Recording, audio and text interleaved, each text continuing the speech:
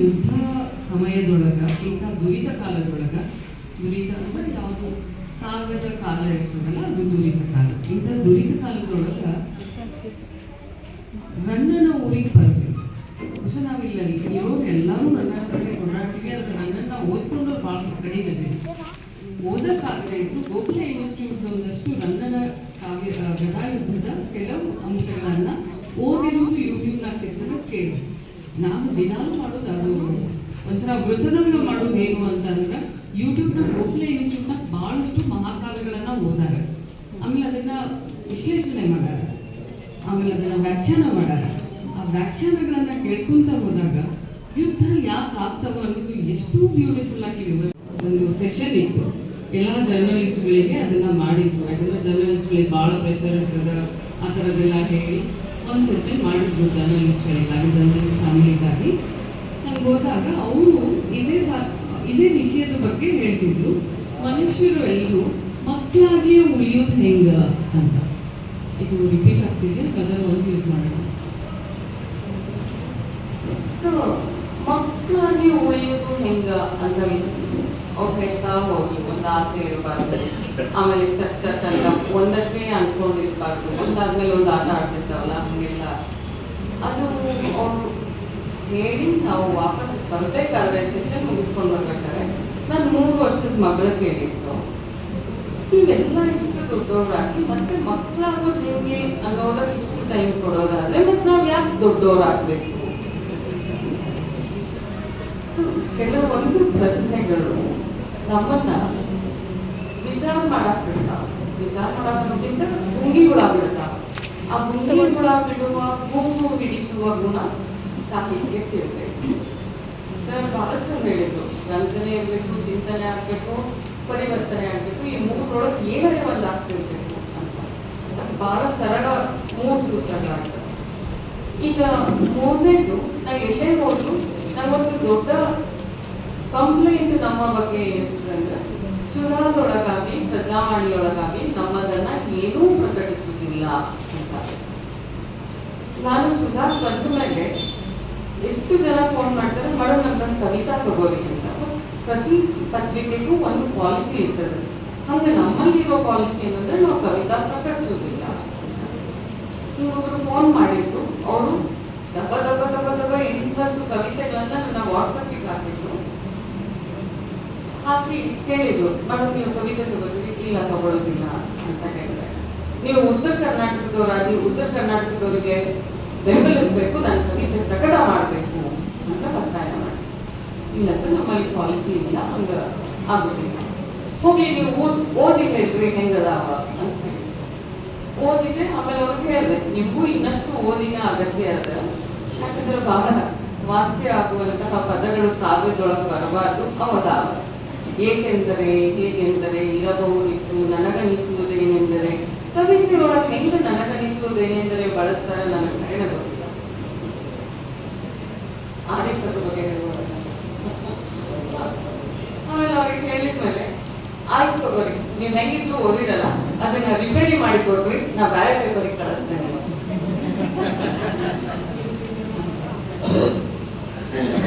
So ನಂಗೆ last ಆಗಿದ್ದು 2 ವಿಷಯ. ಒಂದು, ನಮ್ಮಲ್ಲಿ ಓದಿನ ಕೊರತೆ ಅದ ಅನ್ನೋದನ್ನ ನಾವು ಒಪ್ಕೊಳ್ಳೋದಿಲ್ಲ.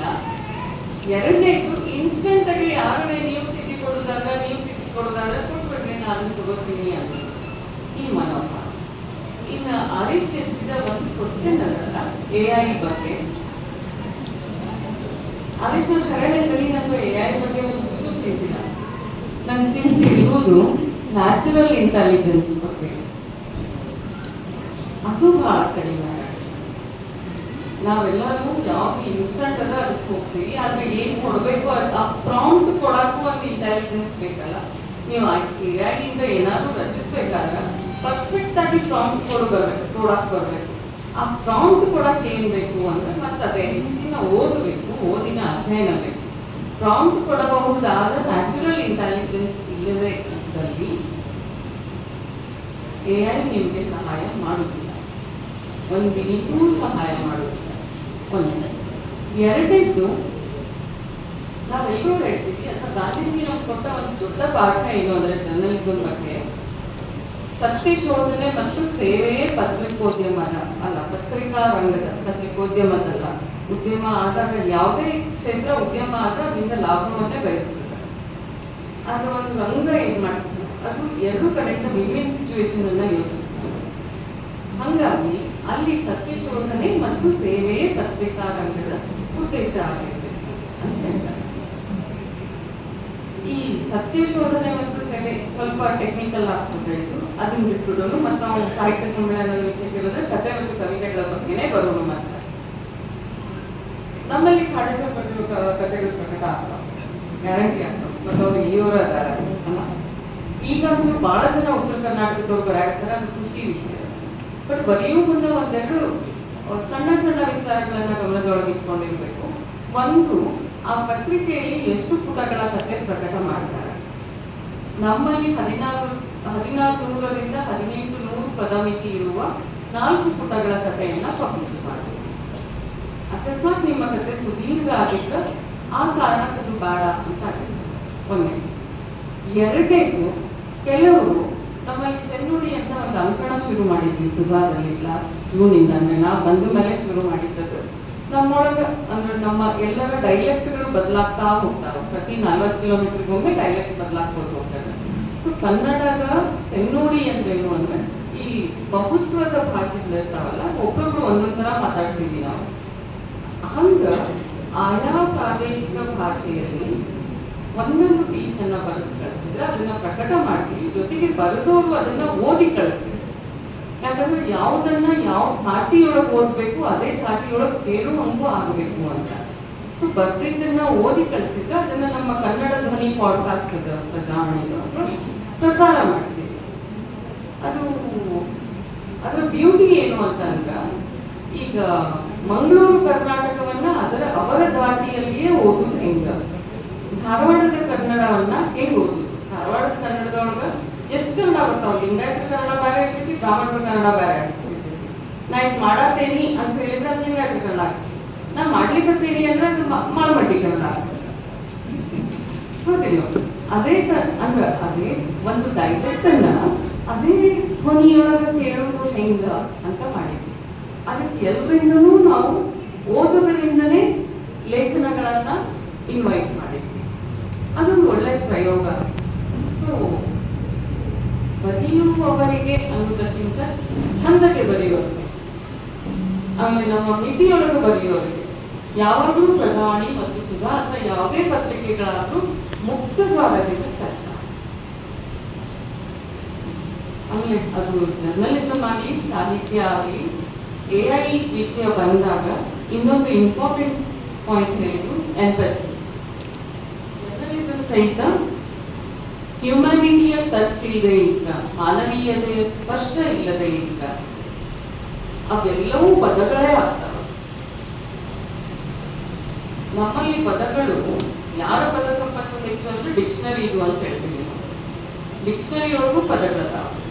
ಆದ್ರೆ ಆ ಪದಗಳು ಕವಿತೆ ಆಗಿದ್ರೆ ಹೆಂಗ, ಹುಸೇನ್ ಸಾಹಿತ್ಯ ಕೇಳಿದೆ. ಆ ಪದಗಳು ಒಂದು ಶೋಧ ಅನ್ನುವ ಕಾದಂಬರಿ ಆಗಿದ್ರೆ ಹೆಂಗ. ಇಲ್ಲಿ ಅವರ ಸೃಜನಶೀಲ ಮತ್ತು ಕಾಲ್ಪನಿಕ ಶಕ್ತಿ ಕೆಲಸ ಮಾಡ್ತದೆ. AI ಅಫ್ಕೋರ್ಸ್ ಮಾಡ್ತದೆ, but in all polished word.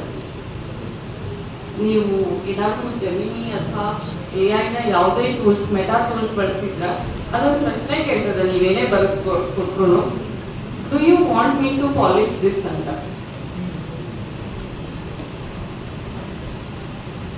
ಕಾರಣಕ್ಕಲ್ಲ. Do you want me to polish this ಅಂತಂದ್ರೆ ಏನು? ಅದು ಕಿರೀಟಿನ ಭಾಷೆ. ನಮಗೆ ಯಾರಿಗೂ ಕಿರೀಟಿನ ಭಾಷೆ ಬೇಡ ಅಲ್ಲ. ಒಂದು ಕಂಟೆಂಟ್ ಓದಿದ ಕೂಡಲೇ ಅದು ಯಾವುದು ಸರ್ಫೇಸ್ ಲೆವೆಲ್ ಆಗದ ಮತ್ತು ಯಾವುದು ಮನಸ್ಸಿನಿಂದ ಬಂದದ, ಯಾವುದು ನಾಭಿಯ ಆಳದಿಂದ ಬಂದದ ಅನ್ನೋದು ಗೊತ್ತಾಗ್ತದೆ. ಆ ಕಾರಣಕ್ಕ AI ನಮ್ಮ ಕೆಲಸ ಸರಳಗೊಳಿಸಬಹುದು, ಆದ್ರೆ ನಮ್ಮನ್ನ ರಿಪ್ಲೇಸ್ ಮಾಡಕ್ಕಾಗುತ್ತಿಲ್ಲ. ಒಂದನೇದು. ಎರಡನೇದು, ಚಲೋ ಕೆಲಸ ಮಾಡೋರು ಯಾರನ್ನೂ ಯಾವುದನ್ನೂ ರಿಪ್ಲೇಸ್ ಮಾಡಕ್ ಸಾಧ್ಯ ಇಲ್ಲ. ಇದು ಚಲೋ ಅನ್ನೋ ಪ್ರಶ್ನೆ ಬಂದಾಗ ಸರ್ ಬಹಳ ಚಂದ ಹೇಳಿದ್ರು, ಓದ್ಬೇಕು ಅಂತ. ಹಾಡೆ ಸರ್ ಓದಿನ ಕೊರತೆಯಿಂದಾಗಿ ನಮ್ಮೊಳಗೆ ಶಬ್ದಗಳ ಕೊರತೆ ಬರ್ತಾವ. ಓದಿನ ಕೊರತೆಯಿಂದಾಗಿ ನಾವು ಏನ್ ಹೇಳ್ಬೇಕಂತೀವಿ ಅದನ್ನ ಹೆಂಗ್ ಹೇಳ್ಬೇಕಂತೀವಿ, ಅದನ್ನ ಯಾರಿಗೆ ಮುಟ್ಟಿಸ್ಬೇಕಂತೀವಿ, ಅದು ಮುಟ್ತದೋ ಇಲ್ಲೋ ಅನ್ನೋದು ಗೊತ್ತಾಗದೇ ಇದ್ದಾಗ ನಾವು ಅಲ್ಲಿ ಇಲ್ಲಿ ವಿವರ್ಸಕ್ ಹೋಗ್ತೇವೆ. ಅಂದ್ರ ನಾ ಏನ್ ಹೇಳ್ಬೇಕಂತಿದ್ದೆ ಅಂದ್ರ, ನಾ ಹೇಳುವುದರ ಅರ್ಥ ಏನದ ಅಂದ್ರ, ನಾ ಹೇಳಿದ್ರ ತಾತ್ಪರ್ಯ ಏನದ ಅಂದ್ರ ಮೊದ್ಲು ಹೇಳೋ ಮಾರಾಯ. ಎಸ್ ಅಂದ್ರ ಯಾಕೆ ನಿಮಗ ಅಷ್ಟು ಕಾಡ್ತದೆ ಏನಾದ್ರು ಹೇಳಬೇಕಾದಾಗ ಬರೋಬ್ಬರಿ ಹೇಳಾಗತ್ತೀನೋ ಇಲ್ಲೋ ಅಂತ ಅನ್ನೋದು. ಈ ಕಾರಣಕ್ಕೆ ಓದ್ಬೇಕು. ಓದೋ ಮುಂದೆ ಏನಾಗ್ತದ, ಅಲ್ಲಿ ಹಲವಾರು ಪಾತ್ರಗಳು ಬರ್ತಾವ. ಆ ಪಾತ್ರಗಳೆಲ್ಲರ ಪಾತ್ರದೊಳಗೆ ನಾವು ಇಳಿತೀವಿ ನೀರ್ ಇಳಿದಂಗ. ಹಾಗ ನೀರ್ ಇಳಿದಾಗ ಇಳಿಯುವುದಲ್ಲ, ಅವಾಗ ನಾವು ಇನ್ನೊಬ್ಬರನ್ನ ಅರ್ಥ ಮಾಡ್ಕೊಳಕ್ ಸಾಧ್ಯ ಆಗ್ತದೆ. ನಾನು ರಮೇಶ್ ಅವ್ರಿಗೆ ಅದ ಕೇಳಾಗ್ತಿದ್ದೆ, ಮೊದಲನೇ ಮಾತು ನಾ ಸಾಹಿತಿ ಅಲ್ಲ, ನಾವೆಲ್ಲ ಪತ್ರಕರ್ತರು, ಬಹಳ ಶುಷ್ಕ ಭಾಷೆಯೊಳಗೆ ಮಾತಾಡೋರು. ಇಲ್ಲಿ ಯಾವುದೇ ಕನೆಕ್ಟೆಡ್ ಪದಗಳು ಇರಕ್ ಸಾಧ್ಯನೇ ಇಲ್ಲ. ನಂಗೆ ಯಾಕೆ ಕರಿತೀವಿ? ಮತ್ತೆ ಇನ್ನೊಂದು, ನನ್ನದೊಂದು ಪಾಲಿಸಿ ಇತ್ತು, ಪತ್ರಕರ್ತರು ಕಾಣಿಸ್ಕೋಬಾರ್ದು, ಕೇಳಿಸ್ಕೋಬಾರ್ದು, ಅವರ ಕೆಲಸ ಕಾಣಿಸ್ಬೇಕು ಅನ್ನೋದೊಂದು ನನ್ನ ನಂಬಿಕೆ. ಇಂಥದಕ್ಕೆಲ್ಲ ಯಾಕೆ ಕರಿತೀವಿ ಅಂತ ಕೇಳಿದ್ರು ಅವ್ರು, ಇಲ್ಲ ನೀವು ಬರಬೇಕು, ನೀವು 3ನೇ ಸಲ ಇಲ್ಲ ಅನ್ಬಾರ್ದು, ನಾ 3 ಸಲ ಕರೆಯಾಗ್ತೇನೆ ನಿಮ್ಮಿಂದ ಅಂತ ಹೇಳಿದ್ರು. ಅದು ಪತ್ರಕರ್ತರಾಗಿ ಒಂದು ಮಾತು ಹೇಳ್ತೀನಿ, ನಾವು ಸಾಹಿತ್ಯವನ್ನ ಯಾವ ದೃಷ್ಟಿಯಿಂದ ನೋಡ್ತೀವಿ ಅಂತ. ಈಗಾಗಲೇ ಒಂದು ಮಾತು ಹೇಳಿದೆ, ಅದನ್ನ ಸಂತೋಷ್ ಪವಾರ್ ಅನ್ನುವ ಮರಾಠಿ ನಾಟಕ ರಚನಾಕಾರರು ಹೇಳಿದ್ರು. ನೀವೇನೇ ಬರೋದು, ನೀವೇನೇ ಮಾಡಿದ್ರು, ಎದುರುಗಡೆ ಕುಂತವನಿಗೆ ಗುಂಗ್ ಹಿಡಿಸ್ಬೇಕು. ಆ ಗುಂಗ್ ಹಿಡಿಸುವುದಲ್ಲ, ಗುಂಗಿ ಹುಡುಗಂಗ್ ಗುಯ್ ಹುಡುಗಬೇಕು. ಹಂಗ ಗುಯ್ ಹುಟ್ಟಿದಾಗ ಆ ವಿಚಾರ ಮನೆಗೂ ತಗೊಂಡು ಹೋಗುದಲ್ದೆ, ಮನಸ್ಸಾಗೂ ಉಳಿಸ್ಕೊಳ್ಳೋದಲ್ದೆ, ಅದ್ರ ಹೊರಗಡೆ ಬರುವ ರಿಸಲ್ಟ್ ಅದಲ್ಲ, ಫಲಿತಾಂಶ ಅದು ನವನೀತ ಆಗಿರ್ಬೇಕು ಅಂತ. ಸೊ ಒಂದು ವಿಚಾರದ ಚಿಂತನ ಮಂಥನ ಆಗಿ ಒಂದು ನವನೀತ ನಿಮ್ಮೊಳಗೆ ನೀವೇ ಅದನ್ನ ಕಂಡುಕೊಳ್ಳುವ ಕಾಣುವ ಪ್ರಸಂಗ ತರುವ ಸಾಹಿತ್ಯವನ್ನ ನಮ್ಗೆ ಬಹಳ ಖುಷಿ ಆಗ್ತದೆ. ನಮಗಷ್ಟೇ ಅಲ್ಲ, ಎಲ್ಲರಿಗೂ ಖುಷಿ ಆಗ್ತದೆ. ನಾವು ಪತ್ರಕರ್ತರ ಫೆಟರ್ನಿಟಿಯಿಂದ ಹೇಳುವುದಾದ್ರ, ಈ ಕ್ಷೇತ್ರದಿಂದ ಹೇಳುವುದಾದ್ರ, ನಾವೆಂಥದ್ದು ಆಯ್ಕೆ ಮಾಡ್ತೀವಿ? ನಾಳೆ ಸುಧಾ ಓದುಗರು, ಸುಧಾರ್ದೀಗ ಕೋವಿಡ್ ಆದ್ಮೇಲೆ ಅದರ ಪ್ರಸಾರ ಸಂಖ್ಯೆ ಕಡಿಮೆ ಆಗಿದೆ. ಅಫ್ಕೋರ್ಸ್ 50,000 ಇರುತ್ತದೆ. ಆಗ 50,000 ಇಂಟು 4 ಜನ, ಮನೆಯಿಂದ ಒಳಗಿರೋ 4 ಜನ, 2 ಲಕ್ಷ ಜನ ನಿಮ್ಮ ಬರಹವನ್ನ ಓದ್ತಿರ್ಬೇಕಾದ್ರೆ ಆ ಬರಹದ ಪರಿಣಾಮ ಮತ್ತು ಪ್ರಭಾವ ಏನಾಗಬಹುದು ಅನ್ನುವ ತೀಕ್ಷ್ಣ ದೃಷ್ಟಿಯನ್ನು ಇಟ್ಕೊಂಡೇ ಆಯ್ಕೆ ಮಾಡ್ತೀವಿ. ಆ ಆಯ್ಕೆಯ ದೃಷ್ಟಿಕೋನದಿಂದ ಕೇಳುವುದಾದ ನಿಮ್ಮ ಬರವಣಿಗೆ ಈ ದಿಕ್ಕಿನೊಳಗ ಸಾಧ್ಯ. ನನಗೆ ಬರವಣಿಗೆ ಅನ್ನೋದು ಅಫ್ಕೋರ್ಸ್ ಬಿಡುಗಡೆ ಅದು. ಆದ್ರೆ ಎದರಿಂದ, ಯಾವುದರಿಂದ ಬಿಡುಗಡೆ? ಬರವಣಿಗೆ ಯಾವತ್ತೂ ಉಪದೇಶಗಳಾಗಬಾರ್ದು ಒಮ್ಮೆ, ಆದ್ರ ಪಾಠಗಳನ್ನ ಹೇಳ್ತಿರ್ಬೇಕು. ಬರವಣಿಗೆ ಹೆಂಗಿರ್ಬೇಕು ಅನ್ನೋದಕ್ಕ ಒಂದ್ ಕಡೆ, I don't remember the name, Aristo ಏನಾದ್ರು ಹೆಸರು ನೆನಪಿದ್ರ ನಂಗೆ ಹೆಲ್ಪ್ ಮಾಡ್ಬೋದು. ಅವ್ರು ಹೇಳ್ತಾರ, I stood amid the wood and I was in tree ಅಂತ. ನಾನು ಕಾಡುಗಳ ನಡುವೆ ನಿಂತ್ಕೊಂಡಾಗ ನಾನು ಮರನಾದೆ ಅಂತ. ಅಂದ್ರೆ ಆ ತಾದಾತ್ಮ್ಯ ಬೆಳೆಯುವಂಗಿರ್ಬೇಕು. ನೀವೊಂದು ಪುಸ್ತಕ ಓದಕ್ ಶುರು ಮಾಡಿದ್ಮೇಲೆ ಆ ಪುಸ್ತಕದ ಒಂದು ಭಾಗ ಆಗಿ ಮುಚ್ಚಿಟ್ಮೇಲೆ ನಾನು ರಶ್ಮಿ, ನಾನು ಪ್ರಜಾವಾಣಿಯೊಳಗಿನಿ ಅನ್ನೋದು ಮುಚ್ಚಿಟ್ಟ ಮೇಲೆ ನೆನಪಾಗಿರ್ಬೇಕು. ಅಂತ ತಾದಾತ್ಮ್ಯ ಬೆಳಿಬೇಕು ಅಂತ ಹೇಳ್ತಾರೆ. ಅಂತ ತಾದಾತ್ಮ್ಯವನ್ನ ರೂಢಿಸ್ಕೊಂತ, ಆಮೇಲೆ 2 ವಿಷಯಗಳು ಬಹಳ ಖುಷಿ ಆಯ್ತು. ಒಂದು, ಸಮ್ಮೇಳನಗಳ ಮೆರವಣಿಗೆ ಇರಲಿಲ್ಲ, ಬಹಳ ಟೈಮ್ ತಿನ್ನೋದಲ್ಲೇನೆ. ಆಮೇಲೆ ಆ ಮೆರವಣಿಗೆಯಿಂದ ಸಾಧಿಸಬೇಕಾದದ್ದು ಏನೂ ಇಲ್ಲ. 2ನೇದು, ನೀವೆಲ್ಲರಿಗೂ ಪುಸ್ತಕ ಕೊಟ್ರಿ, ಅದು ಬಹಳ ಖುಷಿ ಆಯ್ತು. ಬಹುಶಃ ಈ ಒಂದು ನುಡಿ ಏನದಲ್ಲ, ಹಾರ, ತುರಾಯಿ, ಶಾಲು, ಬೇಟ ಇರೋದು, ಅವನ್ನೆಲ್ಲ ಬಿಟ್ಟು ಬಿಡಬೇಕು. ಅದೆಲ್ಲವೂ ನಮಗೆ ಗೊತ್ತಿಲ್ಲದಂಗೆ ಒಂದು ವ್ಯತ್ಯಾಸವನ್ನ ಹೇಳ್ಕೊಡ್ತಾ ಇರ್ತೀವಿ. ನಿಮಗಿಂತ ಶ್ರೇಷ್ಠರು ಇವರು ಅಥವಾ ಇವರಿಗಿಂತ ಕನಿಷ್ಠ ಉಳಿದವರು ಅನ್ನೋದನ್ನ ನಾವು ಹೇಳ್ತಿರ್ತೀವಿ. ಆ ಕಾರಣಕ್ಕೆ ನಾ ಎಲ್ಲಿ ಹೋದ್ರು ಅವ್ರನ್ನ ಬೇಡ ಬೇಡ ಅಂತ ಹೇಳ್ತೇವೆ. ಸೊ ಸಾಹಿತ್ಯ ಮಾಡಬೇಕಾದ ಅಥವಾ ಮಾಡಿರುವ ಕೆಲಸ ಏನು ಅಂದ್ರೆ 12ನೇ ಶತಮಾನದಿಂದಲೂ ಅಥವಾ 9ನೇ ಶತಮಾನದೊಳಗೆ ನನ್ನ ಬರ್ತಾರಲ್ಲ, ಇಲ್ಲಿ ಅವರು ಮಾಡಿರೋದು ಏನು ಅಂದ್ರೆ ಸರ್ವರೂ ಸಮಾನರು ಅಂತ ಹೇಳಿದ್ರು. ಆ ಸರ್ವರೂ ಸಮಾನರು ಮತ್ತು ಪ್ರತಿಯೊಬ್ಬರ ಬದುಕಿನ ಮೂಲ ಸೆಲೆನೂ ಬೇರೆ ಆಗಿರ್ತದೆ, ಅವರವರ ಸಂಘರ್ಷಗಳೂ ಬೇರೆ ಆಗಿರ್ತವೆ. ಅವುಗಳನ್ನೆಲ್ಲ ಗಮನದಲ್ಲಿಟ್ಕೊಂಡು ಅವಕ್ಕೆ ನಮಸ್ಕರಿಸುತ್ತಾ ಒಂದು ಮಾತು ಹೇಳಿ ಮುಗಿಸ್ತೀನಿ. ಯಾರೂ ಮುಖ್ಯರಲ್ಲ, ಯಾರೂ ಅಮುಖ್ಯರಲ್ಲ ಅಂತ ಕುವೆಂಪು ಹೇಳಿದ್ರಲ್ಲ, ಹಂಗ ಪ್ರತಿಯೊಬ್ಬರ ಸಂಘರ್ಷಕ್ಕೂ ಅಕ್ಷರಗಳಾಗುವ ಶಕ್ತಿ ಇರ್ಲಿಕ್ಕಿಲ್ಲ, ಆದ್ರೆ ಆ ಸಂಘರ್ಷಕ್ಕೆ ಮಾತ್ರ ಬಹಳ ದೊಡ್ಡ ಶಕ್ತಿ ಇರ್ತದೆ. ಅದನ್ನೇ ಕಲಿಯಲಿಲ್ಲ ಅಂತ ಹೇಳ್ತಾರ. ನನ್ನ ಅವ್ವ ಕವಿತೆಗಳನ್ನ ಬರೆಯಲಿಲ್ಲ, ಆದರೆ ಬದುಕಿದಳು ಅಂತ. ಹಂಗ ಬದುಕಿದ ಎಲ್ರಿಗೂ ಶರಣು ಅಂತ ಹೇಳ್ಕೊತಾರೆ ನನ್ನ ಮಾತು.